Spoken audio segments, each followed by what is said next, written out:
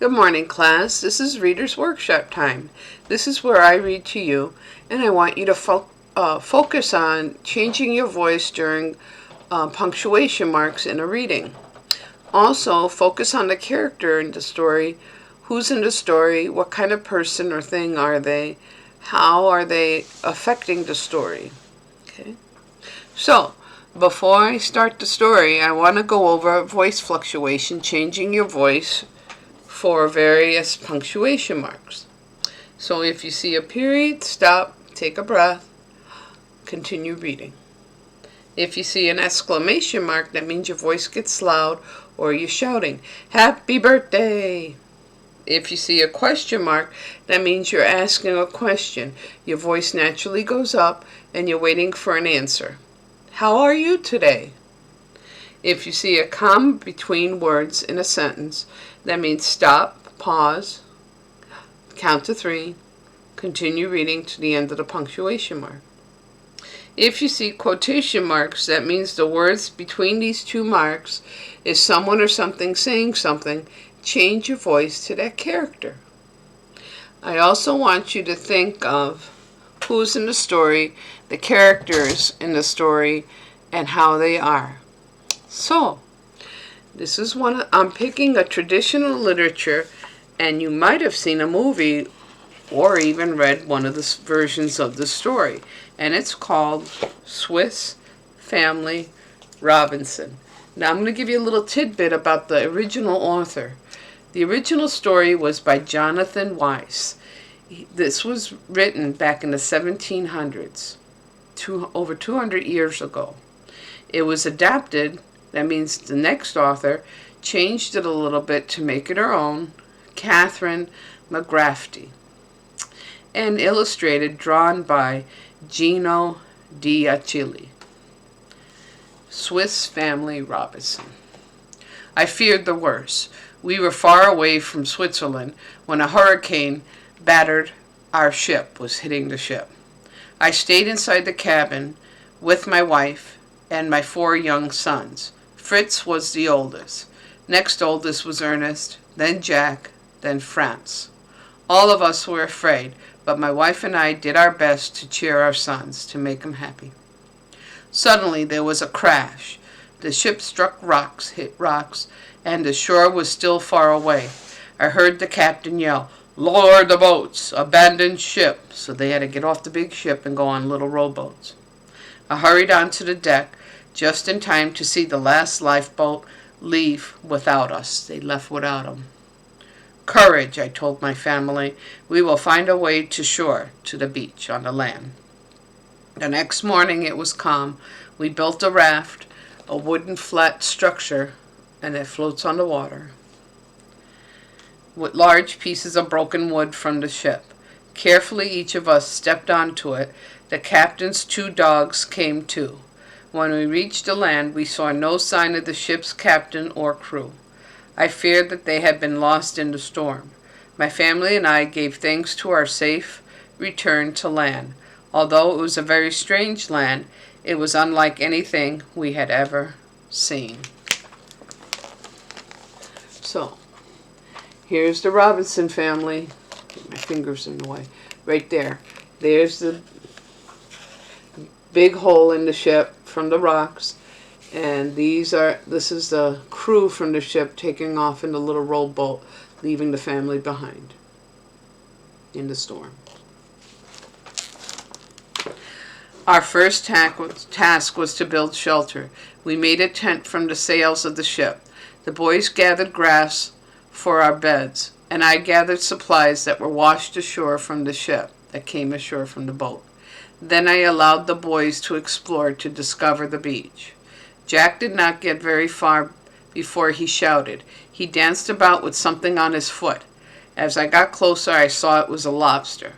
The lobster was perfect for our dinner, and Ernest came back with oysters. Fritz even found some sea salt. My wife made a hearty soup, a good tasty soup. We slept soundly that night because we were worn out, tired from our day. Early the next morning, I told the family that Fritz and I would search for shipmates for people that were on the ship. The dogs came with us. As we searched, we found some coconuts. We drank their sweet milk and ate the fruit. Later, we came upon a calabash or ground trees. Still farther, we discovered sugar cane and cut some to carry back with us. For Fritz, the best discovery of all was a little monkey. The monkey rode first on Fritz's shoulder, then it rode on one of the dog's backs. The rest of the family was delighted with him. The ship's crew, we found no one. We were truly alone and far from home. I knew we would be stranded, left alone for a very long time, perhaps forever. And here the lobsters on his toe that they ended up eating for dinner.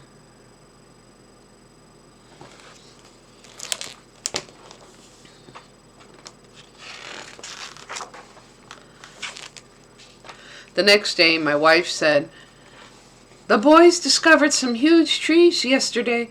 I would like to live in one." It was a great idea, and we began to work on the tree house right away. We built walls in the branches of the big tree. Boards from the ship became our floor. With the wood that was left, we built sturdy ladders. At night, we slept in hammocks. You have rope on each end with either cloth or threaded weeds, and you hang in it and swing and sleep. You'll see it in the picture. At night we slept in hammocks tied to the branches. It was very pleasant. There was still many goods on the ship, so Fritz, Ernest, Jack, and I went back to the wreck. Deep in the hole, I found pieces of small boat. It was better than our handmade raft, so we worked to put it together. After it was completed, we could not get it out of the ship's hold. Our axes could not break through the walls of the ship, so I sent the boys to the raft. I built a blasting charge, and I lit a slow-burning fuse and hurried to shore with my sons. We touched land just as we heard the explosion. Smoke burst out of the hold. As the smoke drifted away, we rowed back to the ship. And the boys' surprise, there was a hole big enough to let the new boat out. We loaded the boat with the last of the ship's valuables. After that, we set about making improvements to our treehouse. My wife said, "I should like to be able to get home without climbing a ladder. Can you make a flight of stairs?" It was possible if the trunk was hollow, and the boys took it upon themselves to find out. They tapped on the trunk until a swarm of bees came out. Oh my gosh. The trunk was hollow, but we could not claim it until the bees were gone. Otherwise, the bees are going to sting them. I built a beehive out of the gourds and the grass. Fritz stopped up the hollow tree so the bees could not escape. I put them to sleep by blowing pipe smoke into the trunk. If you smoke the bees, they fall asleep. When they were still, we cut a hole in the trunk and moved them to the beehive. Then we built a magnificent winding staircase inside the hollow trunk. We even made a handrail. My wife loved it. Then before we knew it, to expect it, the rainy season came. We hurried to build a shelter for the animals. We rushed to get the supplies inside. We soon found we could not stay among the branches of the trees. We had to move inside the hollow trunk to stay dry. Many long days and nights passed. For months the sky was dark. We learned to make candles from beeswax to pass the time. We also thought of better alternatives, better ways for shelter in the next rainy season. When the rain stopped, the boys and I went down to the shore, to the beach, where there were lots of large rocks. We wanted to make a rock shelter for our supplies. After many days of chipping away at the huge rock, Jack shouted, "My hammer has gone through!" That means he broke through the rock. So here, you see the hammocks, what they made. They hang in it. It's held up by the branches. And then on the tree trunk, over here, you see the ladder. And they don't show you inside of the tree trunk where they ended up building stairs for the mom.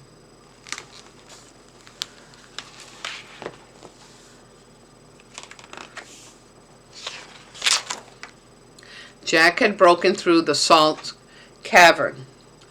We had found not only a place to keep our supplies dry, but also a new home for the rainy season. Now that we have our tree house for the summer and the salt cavern, it's like a cave, for the rainy season, we looked for a place for our growing number of animals. As we searched the island one day, Fritz exclaimed, "There's snow!" I laughed and I explained to my youngest son that the fluffy white stuff was not snow. It was cotton. The puffy blooms could be used for cloth, pillows, and beds. After a while, we came to a grassy area near a brook, near water. It was a perfect place for our animals. We built a shelter for the animals, and it was like a farm. At that point, we had been in the island for almost 1 year, for 12 months. I had kept track in my journal. "We must celebrate the anniversary of our arrival on this island," I said. On the day of our celebration, my wife and I were awakened by gunpowder blasts. The boys had started our celebration with a bang. In the afternoon, we had a feast, a big meal. Then I read aloud from the journal I had been keeping. We gave thanks for everything we had saved and for everything we had found. It was a good celebration. On another day, I had an idea to build a canoe, like a boat. The boys and I went looking for a very tall and very straight tree. When we found one, Fritz and I carefully removed the bark in one piece. We shaped it into a canoe and joined the two ends with pegs, wooden pieces like a nail but made of wood, and you hammer it in. We tied rope around it to give it the rounded shape.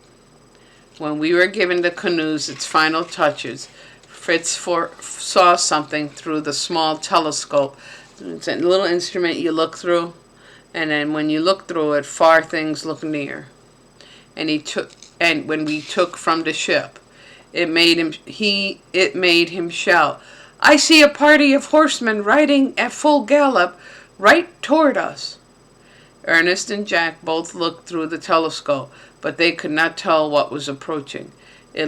I looked through the spyglass for a long time. When I saw made me laugh. "Those are ostriches," I told my son. "We must try to catch one." Those are the large birds. You'll see in a minute. It's in the picture. The ostriches ran so quickly on their long legs that we could not keep up with them. We tried, but they were too quick. Finally, Fritz managed to rope one. "He will be the fastest runner from our stables," Jack said. "I am going to make a saddle and bridle for him, and he will be mine to ride." I worked with Jack to tame the ostrich. We knew the ostrich stopped moving when we covered his eyes. After some thought, I made a pair of blinders for it. When both blinders were open, the ostrich ran straight ahead. When they were closed, it stopped. When one or the other was closed, it turned. The idea worked very well, and soon the ostrich was tamed. So he ended up riding the ostrich like a horse. Here's the ostrich. And on this, right down here, right here, that's your cotton plants. Okay. Here's the ostrich they tamed, and he was able to ride it like a horse.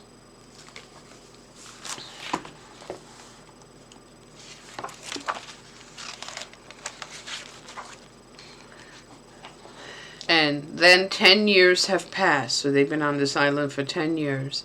Fritz was a man of 25, and the other boys also became fine young men. Fritz returned from an expedition, from a journey, one day with startling news, exciting news. His journey had taken him far. He had found an albatross with a note tied to one leg. The note read, "Save this unfortunate English woman." I took the note off the bird. Albatross was a bird. Tied a new note to it.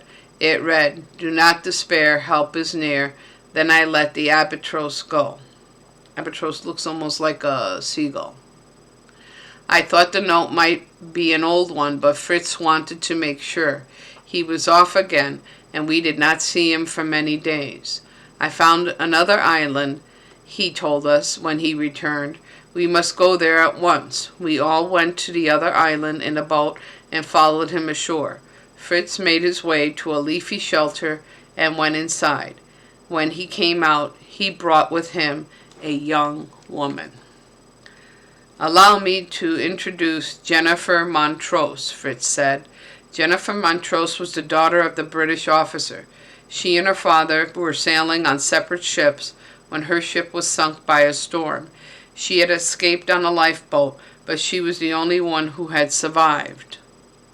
Her story was similar to ours, but there was one important difference. She had made a life on her island by herself.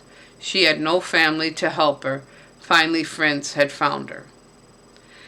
Jennifer joined us on our island. We traded stories of our survival, and the rainy season that year seemed to go by very quickly.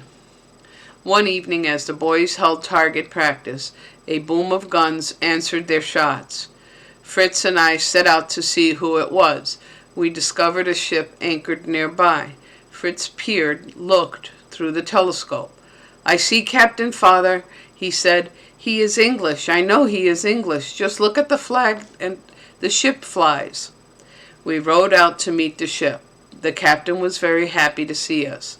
Colonel Montrose, Jennifer's father, had sent him to look for Jennifer. We welcomed him and his crew to our island and to our home. They praised us for the fine homes we had built. Never had they expected to see trellises, like balconies you stand on, trellises and balconies and stairs and castaway house. We brought out our best dishes and served a fine meal that also impressed them. Among the joy of celebration, my wife and I looked at one another. Later we talked quietly. She wanted to stay on the island. I found that I did not want to leave the home we had made either, but I knew Fritz would return to England to be with Jennifer. I wondered about my other sons. "I would like to remain," Ernest said. "As I would," Jack said. When it was Fritz's turn, he said, "I would like to go. It might be a good idea for one of us to go back home to Switzerland." As the ship was to leave the next day, I gave Franz my journal. I asked him to publish it so that others might learn of our story. Through my son, the Robinson family would finally return to Switzerland. So,